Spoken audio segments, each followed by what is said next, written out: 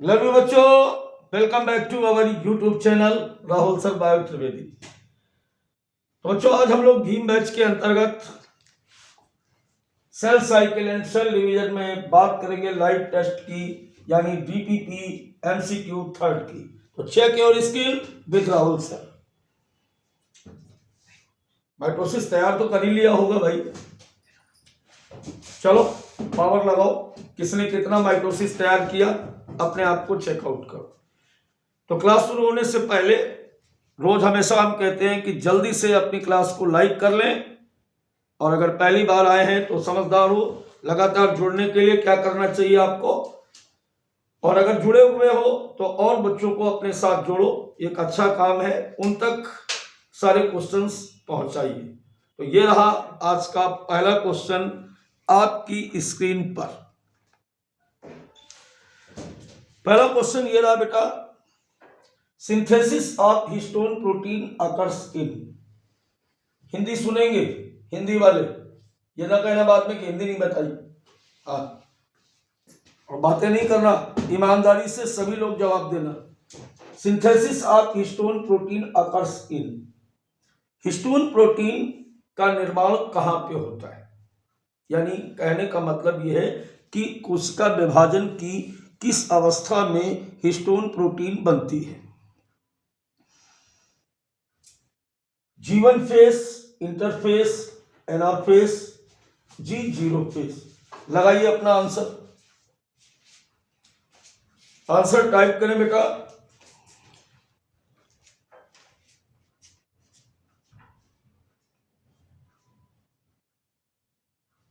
तो कर लिया होगा अब तक आंसर टाइप आपने। देखिए, synthesis of histone protein occurs in, आपको मैंने बताया था कि जो हिस्टोन प्रोटीन होती है, जरा इसका अब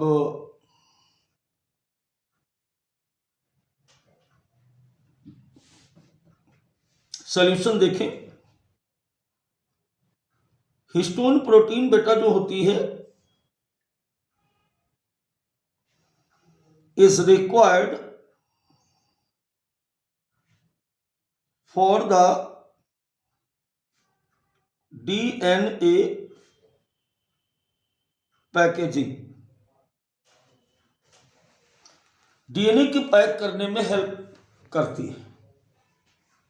और आपको याद होगा कि इस तरीके से मैंने आपको बताया था कि ये क्रोमोसोम होता है, और इस क्रोमोसोम के अंदर हिस्टोन ऐसे दाने के रूप में पाई जाती है, और इसमें जो हमारा डीएनए होता है वो इस प्रकार से ऐसे कुंडलित अवस्था में पाया जाता है।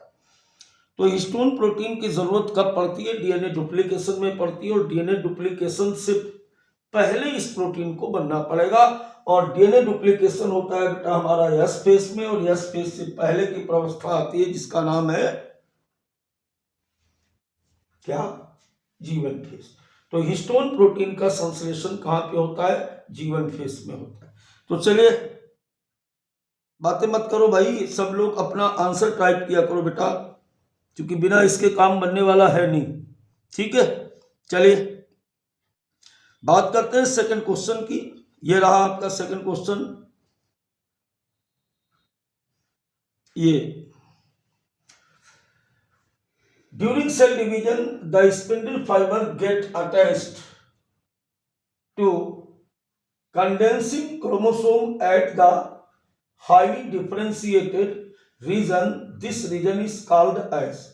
क्वेश्चन ये कह रहा है कि कोशिका विभाजन में जब गुणसूत्र हमारे कैसे हो जाते हैं, during cell division the spindle fibre get attached to condensing chromosome at the highly differentiated region, this region is called as. सीधे सीधे हिंदी में समझ लें, पूछा ये जा रहा है कि जो स्पिंडल फाइबर होते हैं वो गुणसूत्र के किस भाग से जुड़े होते हैं? क्रोमोमियर, क्रोमोसेंटर, सेंट्रियोल और काइनेटोकोर। जल्दी से आंसर बताएं बेटा। पहला ऑप्शन आपका है क्रोमोमियर, दूसरा है क्रोमोसेंटर, तीसरा है सेंट्रियोल, और चौथा है काइनेटोकोर। जल्दी से आंसर बताएं। टाइप करो भाई, सभी लोग टाइप करो, जल्दी करो। सही आंसर बेटा इसका है 4। देखो आपको एक चीज बताई गई थी, यहां पर आप ध्यान दें।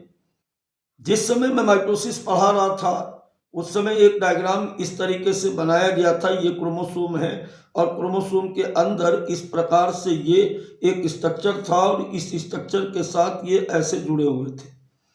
तो यहाँ पर देखेंगे तो ये क्या है हमारे, ये है स्पिंडल फाइबर, ये है बेटा स्पिंडल फाइबर्स। और ये क्या है, ये है काइनेटोकोर, ये है काइनेटोकोर। और ये क्या है, क्रोमोसोम। तो जुड़े होते हैं किसके साथ, काइनेटोकोर के साथ। क्लियर हो गई बात।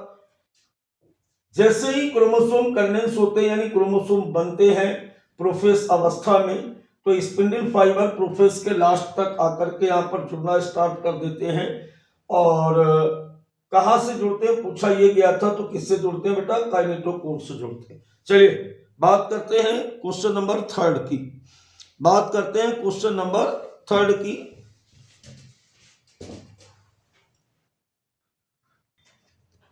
तो क्वेश्चन नंबर 3 आपके पास ये है बेटा, यहां पर कॉलम फर्स्ट के साथ कॉलम सेकंड को हमें मैच कराना है। पहले में लिखा हुआ डिजनरेशन ऑफ न्यूक्लियर मेम्ब्रेन यानी केंद्रक झिल्ली का गायब होना, एब्सेंस ऑफ न्यूक्लियोलस केंद्रिका का गायब होना, डिवीजन ऑफ सेंट्रोमियर सेंट्रियोल या तारक केंद्र का विभाजन, रेप्लिकेशन ऑफ डीएनए। अब इसमें से इधर आपको मिलाना है एनाफेस, प्रोफेस, टीलोफेस और एसफेस। जल्दी करिए, जल्दी करें बेटा, जल्दी करें, आंसर टाइप करें, ऑप्शन टाइप करें।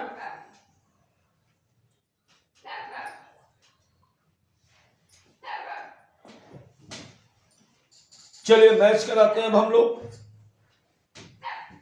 मैच कराते हैं बेटा। इसका पहला क्या होगा, डिजनरेशन ऑफ न्यूक्लियर मेम्ब्रेन हमेशा बेटा होता है प्रोफेस में। प्रोफेस के अंत में, प्रोफेस के अंत में क्या होता है कि न्यूक्लियर मेम्ब्रेन और न्यूक्लियोलस दोनों गायब हो जाती है। अब इसके बाद हम बात करेंगे अपीयरेंस ऑफ न्यूक्लियोलस। न्यूक्लियोलस दोबारा से प्रकट कब होती है, तो दोबारा से बेटा प्रकट होती है अगर बात करेंगे तो टीलोफेस में। टीलोफेस के अंत में जब सभी गुणसूत्र विपरीत ध्रुवों पर वापस लौट आते हैं तो केंद्रक कला और केंद्रिका फिर से बन जाती है। केंद्रक कला और केंद्रिका फिर से बन जाती, तो एपियरिंग ऑफ न्यूक्लियस जो होती है वो कहां पे होती है, टीलोफेस पे होती है। अब अगर बात करें डिवीजन ऑफ सेंट्रोमियर, तो डिवीजन ऑफ सेंट्रोमियर की अगर बात की जाए तो आपको मैंने बताया था एनाफेस स्टेज में, एनाफेस स्टेज में क्या होता है कि जंतु कोशिकाओं में केवल एनिमल सेल्स में एनाफेस स्टेज में क्या होता है कि जो सेंट्रियोल होते हैं वो बट करके विपरीत ध्रुवों पर जाना प्रारंभ कर देते हैं। ये घटना साइटोप्लाज्म में होती है, जबकि न्यूक्लियस के अंदर यह घटना क्या होती कि क्रोमोसोम मेटाफेसिक प्लेट बीच से स्प्लिट होकर के विपरीत ध्रुवों पर जाना प्रारंभ करते थे। लेकिन ठीक इसी समय एनिमल सेल्स में जो सेंट्रियोल होते हैं वो बट करके अपोजिट पोल पर जाना प्रारंभ कर देते हैं। क्लियर हुआ। अब बच रहा हमारा रेप्लिकेशन ऑफ डीएनए। तो everybody know that is completed in the S phase. तो ये एक अच्छा और बाहुबली सवाल था, मॉडरेट लेवल का। चेक करो कितने लोगों का सही हुआ। सही आंसर था बेटा इसका फर्स्ट, इसका सही आंसर था फर्स्ट। देखो अगर आपका गलत हो जाता है तो आप उसे हटाया मत करो। ये जो हटाने वाली प्रोसेस है कि पहले कुछ टाइप कर देते हो बाद में हटा देते हो, उससे क्या फर्क पड़ता है यार। खुद से भागने की कोशिश मत करो, सीखने की कोशिश करो, है ना।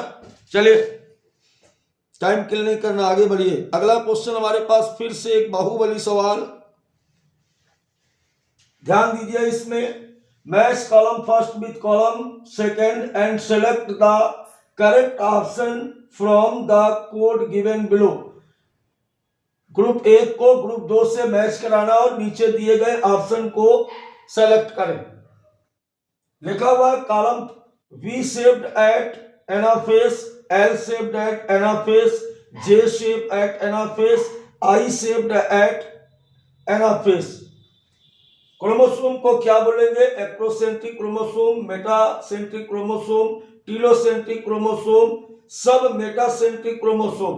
चलिए बेटा इसका आंसर सेलेक्ट करें, आप इसका आंसर सेलेक्ट करें, जल्दी से टाइप करें। अच्छा सवाल, पूरा टॉपिक ही पूछ लिया मैंने, एनसीईआरटी का लास्ट पेज। न्यूक्लियस के बाद वाला सेल यूनिट ऑफ लाइफ से क्वेश्चन है बेटा, ये जल्दी करें। देखिए चलिए मैच कराते हैं। अब यहां पर देखेंगे कि वी शेप जो है, वी शेप बेटा होगा कब? मेटासेंट्रिक क्रोमोसोम को हम वी शेप कहते हैं। एल शेप क्रोमोसोम जो होगा, एल शेप क्रोमोसोम जो होगा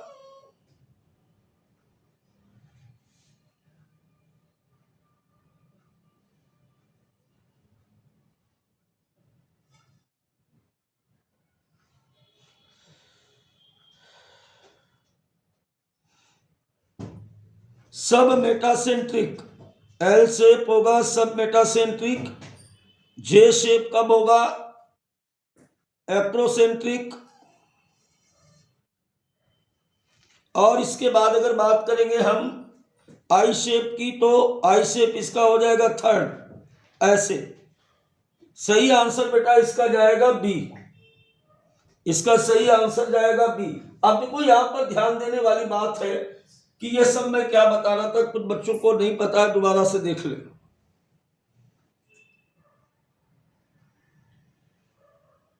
देखो कहा ये जा रहा था कि जब वी शेप होगा ऐसे।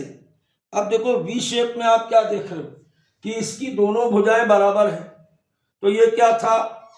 तो ऐसा क्रोमोसोम बेटा कहलाता है मेटासेंट्रिक।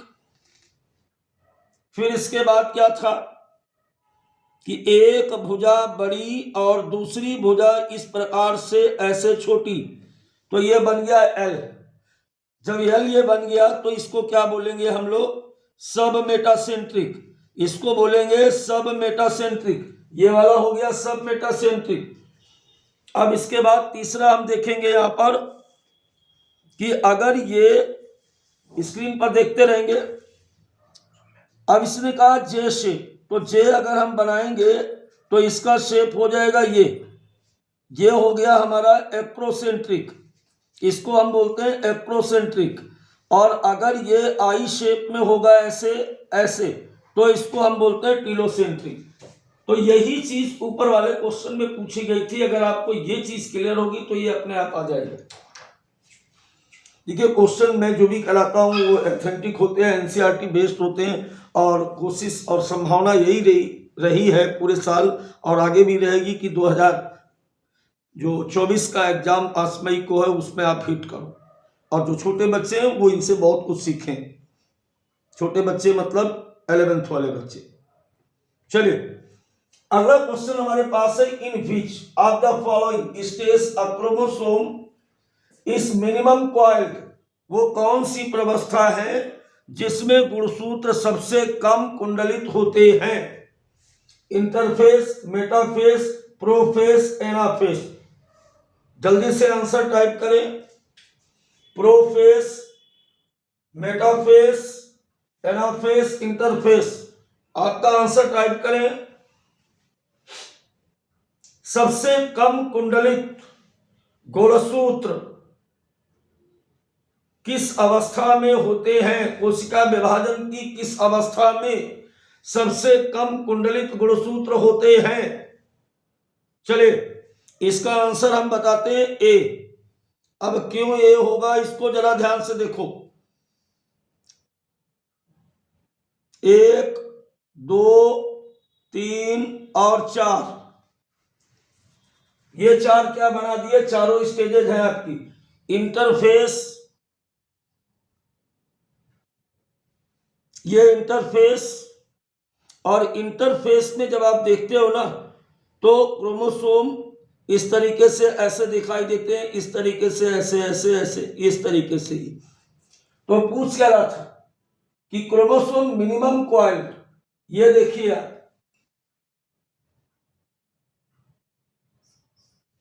उल्टा बता रहा हूं क्या यार,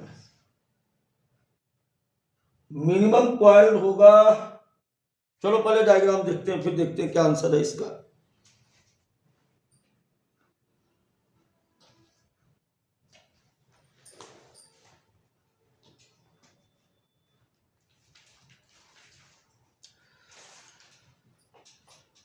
अब अगर प्रोफेस की बात करें, मेटाफेस, तो मेटाफेस में तो सबसे अधिक स्पष्ट क्रोमोसोम दिखते हैं इस तरीके से ऐसे। और अगर प्रोफेस की बात, ये प्रोफेस में बेटा अगर हम प्रोफेस की बात करेंगे, अरे हट जा भाई, प्रोफेस की बात करें तो प्रोफेस में क्रोमोसोम इस तरीके से स्पष्ट दिखना प्रारंभ हो जाते हैं, ये प्रोफेस था। मेटाफेस में क्या हो रहा है, मेटाफेस में सभी क्रोमोसोम मिडिल लाइन पर आकर के इस प्रकार से व्यवस्थित हो जाते हैं ऐसे। और एनाफेस में हम क्या देखते हैं कि क्रोमोसोम बीच से बट जाते हैं और विपरीत ध्रुवों पर जाना प्रारंभ कर देते हैं। ये एना हो गई, ये मेटा है, और ये है हमारा प्रोफेस, और ये हमारा है इंटरफेस। अब क्वेश्चन पे चलते हैं। तो क्वेश्चन क्या कह रहा है कि क्रोमोसोम इज मिनिमम कॉइल्ड, तो इसका सही आंसर यही रहेगा बेटा, इंटरफेस, क्योंकि इस समय क्रोमेटिन धागे होते हैं, क्रोमोसोम का मतलब ही नहीं होता है। समझ गए कि इंटरफेस में क्रोमोसोम सबसे कम यानी मिनिमम कॉइल्ड होते हैं। चलिए बात करेंगे अब हम लोग क्वेश्चन नंबर 6 की। इजी मोड, बिल्कुल सरल क्वेश्चन आपके सामने। माइटोसिस यूजुअली अकर्स इन किस में होगा, सही आंसर बताएं जल्दी। एमाइटोसिस किस में होगा, यूमाइटोसिस यूजुअली अकर्स इन प्रोकैरियोट्स, याद कर लीजिए इसको। अगला क्वेश्चन अब आपके पास है question number 7। Kinetochore are presence of microtubules, site of attachment of spindle fibre, site of origination of spindle fibre, small disc shaped structure at telomere of chromosome. ध्यान दीजिए बेटा, अभी बताया गया था कि काइनेटोकोर क्या है। देखो ये कोई क्रोमोसोम के अंदर यहां पर ये काइनेटोकोर, इसे लिखा गया काइनेटोकोर, इज द काइनेटोकोर। अब अगर काइनेटोकोर देखो सामने दिख रहा, आंसर बताओ। प्रेजेंस ऑफ माइक्रोट्यूब्यूल नहीं होगा, site of attachment of spindle fibre 100% होगा, क्योंकि इसी के साथ स्पिंडल फाइबर आकर के इस तरीके से ऐसे जुड़ते हैं। तो सही आंसर क्या होगा, बी। चलिए बात करते हैं क्वेश्चन नंबर 8 की। क्वेश्चन नंबर 8 हमारे पास ये रहा आपके सामने।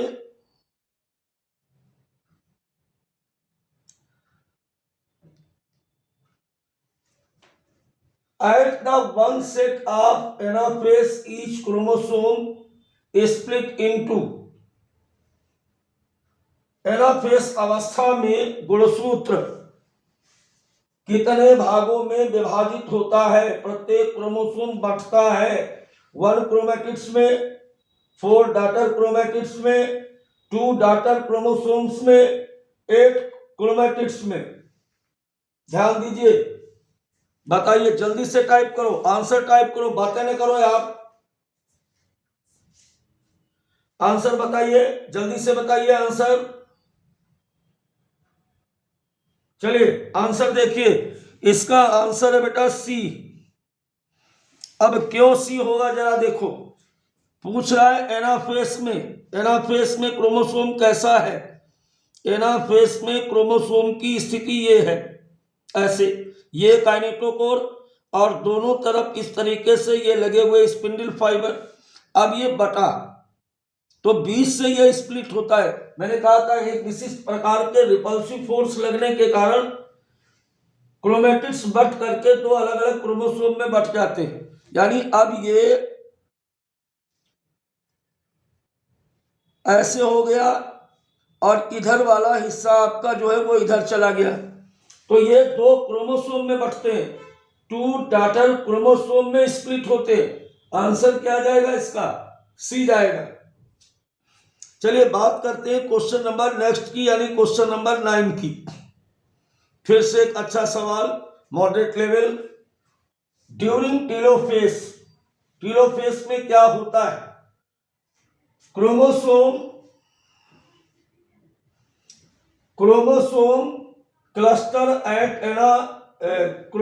Cluster at opposite spindle poles, यानी गुणसूत्र जो है वो विपरीत ध्रुवों पर जाना प्रारंभ कर देते। टू डॉटर न्यूक्लियाई फॉर्म, दो केंद्रिकाएं बनती हैं। Chromosome lose their individuality.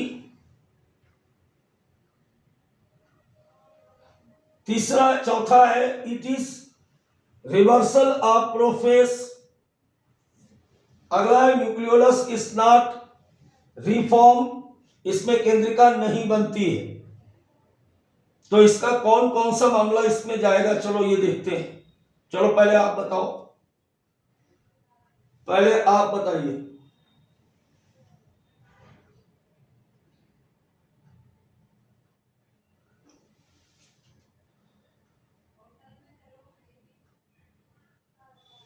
देखो यहां पर जो आंसर की हम बात करेंगे, तो ड्यूरिंग टेलोफेज क्या हुआ था कि गुणसूत्र बटे थे और विपरीत ध्रुवों पर चले गए थे। विपरीत ध्रुवों पर जाने के बाद फिर से ये जो क्रोमोसोम थे ये क्रोमेटिन धागों में बदल गए थे। ऐसा कहीं दिख रहा है आपको? तो एक तो हमें ये दिख गया कि क्रोमोसोम लॉस देयर इंडिविजुअलिटी, यानी अपनी वास्तविकता को खो देते हैं। अब ये देखो थर्ड यार किस में जा रहा है? थर्ड इसमें जा रहा है। चौथा क्या है? It is reversal of prophase, बिल्कुल सही लिखा हुआ है, यानी इसका आंसर क्या होगा? बी। क्यों? क्योंकि फिर से जहां से प्रोफेस में चले थे हम, प्रोफेस में क्या हुआ था कि क्रोमेटिन धागे क्रोमोसोम में बदले थे। टेलोफेज में क्या हुआ कि क्रोमोसोम फिर से क्रोमेटिन धागों में बदल गए। तो ये इसका मतलब मामला कौन कौन? थर्ड और फोर्थ। सही आंसर क्या है? थर्ड और फोर्थ। थोड़ा दिमाग लगा के, क्वेश्चन बहुत इजी नहीं होते, न लेवल ऊपर न लेवल नीचे, जो लेवल होना चाहिए वही है बेटा यहां पर। चलिए अगला क्वेश्चन हमारे पास है, match the following columns, syncytium, cell plate, cell furrow. Divide the cytoplasm of animal cells, occur in liquid endosperm of coconut, method of cytokinesis in plant cells। देखो बेटा ये वाला एक ऑप्शन ऐसा है जो 11th के बच्चे को नहीं पता होगा, लेकिन अगर आप टारगेट और 12th के बच्चे हैं तो आपको बताया गया होगा। सिंसाइटियम का मतलब क्या था? एक ही कोशिका के अंदर बहुत सारे केंद्रकों का पाया जाना। और कोकोनट का जो,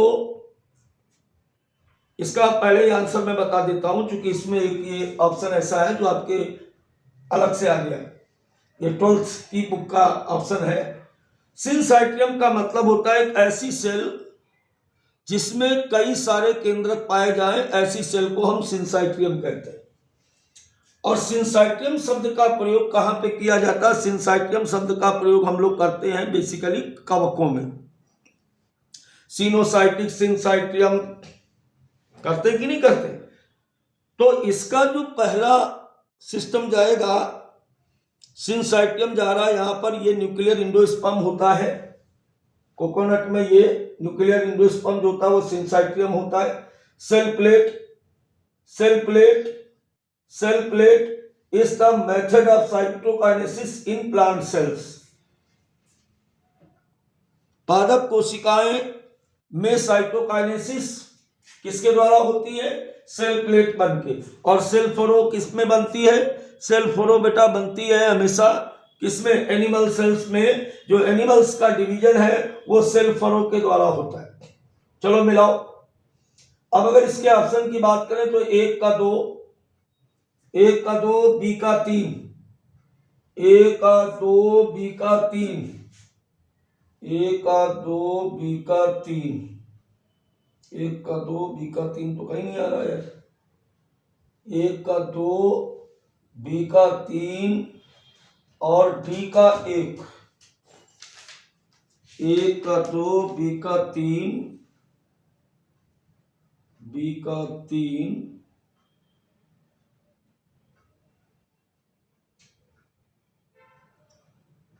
बी का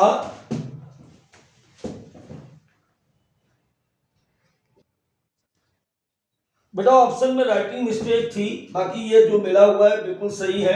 अब मैंने ठीक कर दिया। इसका आंसर बेटा आएगा बी। इसका आंसर आएगा बी। पहले ये टाइप नहीं था, यहाँ पे उल्टा लिख दिया था। यहाँ पर 3 लिखा हुआ था, यहाँ पर 1 लिखा हुआ था, यहाँ 3 लिखा हुआ था। अब बिल्कुल मैंने सही कर दिया। मैचिंग बिल्कुल अपन लोगों ने सही करी थी। चलिए बात करते हैं अगले क्वेश्चन की। अगला क्वेश्चन नंबर 11 आपके पास है। Cell plate represent primary lamella, middle lamella, both formation of plate by lysosome. जल्दी बताएं बेटा, आंसर टाइप करें। देखो यहां पर जो पूछ रहा है कि सेल प्लेट, अब देखो यहां पर जैसे ये कोई सेल है, अब ये सेल इस तरीके से बट रही है ऐसे। अब यहां पर बीच में इस तरीके से, बीच में यहां पर ऐसे सेल प्लेट बनती है ऐसे, ये बीच में सेल प्लेट बनती है यहां पर। तो किसको रिप्रेजेंट करेगी? हमेशा बेटा ये रिप्रेजेंट करती है सेल मिडिल लैमेला को। किसको रिप्रेजेंट करेगी? मिडिल लैमेला को। चलिए इजी क्वेश्चन था, आप टाइप नहीं कर पाए, इसके पहले मैंने बता दिया। अगला क्वेश्चन है, the growth in plant is are contributed by. पादप कोशिकाओं में वृद्धि, पादप कोशिकाओं में वृद्धि होती है किसके थ्रू होती है? जरा देखो, mitotic division in apical meristems, meiotic division in lateral meristems, meiotic division in apical meristems, A and B both. जल्दी करो, वेरी इजी क्वेश्चन। पादप यानी पौधों में वृद्धि होती है किसके थ्रू होती है? देखो हमेशा एक बात सुनो, मैंने लास्ट में आपको बताया था सिग्निफिकेंस ऑफ माइटोसिस। वहां सिग्निफिकेंस ऑफ माइटोसिस में आंसर टाइप करो ना, सुनते भी जाओ कि क्या बताया था कि माइटोसिस हमेशा ग्रोथ के लिए रिस्पॉन्सिबल होती है। माइटोसिस हमेशा किसके लिए जिम्मेदार होती है? ग्रोथ के लिए। तो mitosis division in apical meristem is the right answer. कभी भी मियोसिस के द्वारा, कहीं भी मियोसिस के द्वारा या मियोटिक डिवीजन के द्वारा ग्रोथ नहीं होती। क्या होती है? गैमेटोजेनेसिस होती है। चलिए बात करते हैं अब अगले क्वेश्चन की। आज का सबसे इजी क्वेश्चन ये रहा कि most dramatic period of cell cycle is. चलो आंसर बताओ। बिल्कुल इजी क्वेश्चन, एनसीईआरटी की लाइन। कोशिका विभाजन का सबसे नाटकीय प्रवस्था होती है। जल्दी से आंसर बताओ। मैं बताऊं? चलो बता देते हैं। तो इसका सही आंसर होगा बेटा बी, क्योंकि आपको बताया गया था कि जब भी डिवीजन होता है तो डिवीजन में क्या होता है, मान लेते हैं ये डिवीजन है तो इधर क्या होगा? आई फेस होता है और इधर होता है एम फेस। तो एस फेस किसका पार्ट था? तो ये हो गया इंटरफेस, नहीं होगा। एस फेस इसी में आ गया, आई फेस में, जीवन बी भी इसी में आ गया, जीवन भी सब इधर ही वाले में आ गया। जो नाटकीय प्रवस्था है वो क्या है, माइटोटिक फेस। क्या क्या आया था इसमें, इसमें आया था प्रोफेस, मेटाफेस, एनाफेस और टीलोफेस। इसको नाटकीय इसलिए कहा गया क्योंकि इसमें हर अवस्था में क्रोमोसोम की स्थिति अलग अलग होती है, इसलिए बेटा इसको कहा गया most dramatical phase of the cell cycle. चलिए बात करें क्वेश्चन नंबर 14 की। क्वेश्चन नंबर 14 ये रहा आपके सामने, ये भी बिल्कुल इजी क्वेश्चन है। इक्वेशनल डिवीजन किसे कहा जाता है? इक्वेशनल डिवीजन रिफर टू, समसूत्री विभाजन किसे कहा जाता है? मियोसिस को, माइटोसिस को, बोथ या नन? बिल्कुल इजी, सबसे सरल सवाल आज का, सभी लोग आंसर दो। देखो बेटा सबको मौका दिया जाता है, टारगेट के साथ साथ 11th के बच्चों के लिए भी क्वेश्चन होते हैं, है ना।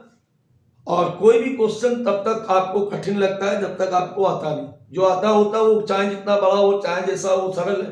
जो नहीं आए वो कठिन है। तो कोई क्वेश्चन ना तो सरल होता है ना इजी होता है, वो आपके ऊपर डिपेंड करता है कि आपको कैसा लगा। अगर आपको आता है तो इजी है, नहीं आया तो आपको डिफिकल्ट लगेगा। क्वेश्चन का कोई लेवल नहीं होता है। चलिए बात करते हैं हम लोग सवाल की। तो अब तक आपने आंसर दे दिया होगा। इसका बेटा सही आंसर है माइटोसिस। माइटोसिस में क्या होता है कि हमेशा डॉटर सेल और मदर सेल में नंबर ऑफ क्रोमोसोम कैसे होते हैं, बराबर बराबर होते हैं। इसलिए इसको यानी माइटोसिस को हम लोग क्या बोलते हैं? माइटोसिस को हम लोग बोलते हैं इक्वेशनल डिवीजन। समझ में आया? क्या बोलते हैं इसको? इक्वेशनल डिवीजन बोलते हैं। ठीक है, यहां भी 12-12, यहां भी 12, ये मदर सेल, दोनों डॉटर सेल्स, तो दोनों में चूंकि क्रोमोसोम की संख्या बराबर होती है इसलिए हम इसे बोलते हैं इक्वेशनल डिवीजन। चलिए बात करते हैं क्वेश्चन नंबर 15 की। क्वेश्चन नंबर 15 हमारे पास है metaphase chromosome is made up of, metaphase में क्रोमोसोम कैसा होता है? Two non sister chromatid which are held together by centromere, four sister chromatid which are held together by centromere, two sister chromatids which are held together by centromere, four non-sister chromatid held together by centromere। चलो पहले बना लेते हैं। Metaphase में दिखने वाला chromosome ऐसे होता है, मेटाफेस में दिखने वाला क्रोमोसोम इस प्रकार से होता है, ऐसे। अब इसमें से मैच कराओ। चलो आंसर बताओ जल्दी। अब हमने डायग्राम बना दिया बेटा। इसका देखो ये जो है ना, ये जो दिख रहे हैं ये है हमारे two sister chromatids, two sister chromatids, ये आपको दिख रहे हैं, held together by centromere. Answer मिलाओ, आंसर जाएगा थर्ड, आंसर जाएगा थर्ड। चूंकि यहां पर हम देख रहे हैं कि दो सिस्टर क्रोमेटिड एक दूसरे से किससे जुड़े हुए हैं? Held together by centromere. तो चलिए बात करते हैं अगले क्वेश्चन की फटाफट। Question number 16 very easy. A cell cycle include, cell cycle में क्या क्या आता है? Interphase and M phase, division phase only, दूसरा प्रोफेस, मेटाफेस, एनाफेस, टीलोफेस, और तीसरा है G1 S G2 phase, karyokinesis and cytokinesis. देखो यहां पर आपको बहुत दिमाग लगाना पड़ेगा। देखने में बड़ा सरल सवाल लग रहा लेकिन लेवल इसका मॉडरेट है। चलो आंसर देखते हैं। तो सबसे पहले सेल साइकिल की अगर बात करें, अगर हम लोग सेल साइकिल की बेटा बात करते हैं तो एक तो आएगा आई फेस और एक आएगा एम फेस, ठीक है। फिर इसके बाद आई फेस में आएगा G1 यस, G2 फेस, और एम फेस में आएगा एम फेस में क्या आएगा? एम फेस में पहले आएगा कैरियोकाइनेसिस, फिर आएगा साइटोकाइनेसिस, आएगा कि नहीं आएगा? फिर कैरियोकाइनेसिस में आएगा प्रोफेस, मेटाफेस, एनाफेस और टीलोफेस। अब देख लो, अब ये जिसको पूरी बात पता होगी वो इसका आंसर दे पाएगा। तो वास्तविक रूप से इसका जो आंसर है वो आएगा फर्स्ट, क्योंकि यही दो मेन इवेंट्स हैं। बाकी इवेंट्स जो आ रहे हैं, जो ये भी लिखे हुए, वो सब इसके और इसके अंदर आते हैं। आई फेस में ये वाला ऑप्शन घुस गया, एम फेस में कैरियोकाइनेसिस साइटोकाइनेसिस ये वाला ऑप्शन चला गया, प्रोफेस मेटाफेस एनाफेस भी किसके पार्ट है, कैरियोकाइनेसिस के। तो उसने पूछा क्या था, a cell cycle include, cell cycle में बेसिक रूप से क्या आएगा, तो सेल साइकिल में बेसिक रूप से आएगा आई फेस और एम फेस। क्लियर हुआ? तो पहला आंसर बेटा इसका बिल्कुल राइट जाएगा। चलिए अब हम लोग बात करते हैं क्वेश्चन नंबर 17 की। क्वेश्चन नंबर 17 है, which are the following phase of the cell cycle is not a part of interphase. इनमें से कौन सा पार्ट, बिल्कुल सही सवाल, जल्दी से जवाब। इसमें से आपको ये बताना कि इनमें से कौन सा पार्ट जो है वो इंटरफेस का नहीं है। इंटरफेस का कौन सा पार्ट नहीं है, इतनी टाइम नहीं लगनी चाहिए इससे सवाल में। इंटरफेस का नहीं है एम फेस, चूंकि एस G1 और G0 ये सब किसमें आएंगे, ये G0 नहीं बेटा, यहां G2 करो, यहां पर होगा G2 जी बेटा। और आपको बताना है किसका पार्ट नहीं, आई फेस का, कौन नहीं होगा, एम फेस, क्योंकि एम फेस अपने आप में खुद एक फेस है, वाई का थोड़ी फेस है, माइटोटिक फेस। तो चलिए बात करते हैं अगले क्वेश्चन यानी क्वेश्चन नंबर 18 की। क्वेश्चन नंबर 18 हमारे पास एक डैश छोड़ा गया, is the best stage to count the number and study of morphology of chromosomes. इनमें से वो कौन सी प्रावस्था है जिस प्रावस्था में गुणसूत्रों की संरचना का वास्तविक रूप से अध्ययन किया जाता है। कौन सी संरचना है ये, तो प्रोफेस, मेटाफेस, एनाफेस और टेलोफेस। देखो ऐसे दो बातें आपको बताई गई थी कि जब भी हमें मॉर्फोलॉजिकल स्टडी करनी होती है, पहले चलो आंसर बता लो, इतना टाइम वाला क्वेश्चन नहीं है यार, 20 सेकंड में क्वेश्चन होना चाहिए, जल्दी टाइप करो। इसका सही आंसर है मेटाफेस, क्योंकि मेटाफेस में क्रोमोसोम सबसे अधिक स्पष्ट होते, इसलिए उनके मॉर्फोलॉजिकल स्टडी मेटाफेस में। अगर कोई बात करे शेप ऑफ क्रोमोसोम की, तो शेप ऑफ क्रोमोसोम कहां पे होगा, एनाफेस में होगा। कहां पे होगा बेटा, एनाफेस में होगा। आई, बी, एल और जे कहां होगा, एनाफेस में। क्लियर हुआ? लेकिन अगर संरचनात्मक अध्ययन की बात की जा रही है, तो संरचनात्मक अध्ययन गुरु कहां पे होगा, बोलो ना, कहां पे होगा, मेटाफेस में। चलिए बात करें क्वेश्चन नंबर नेक्स्ट की।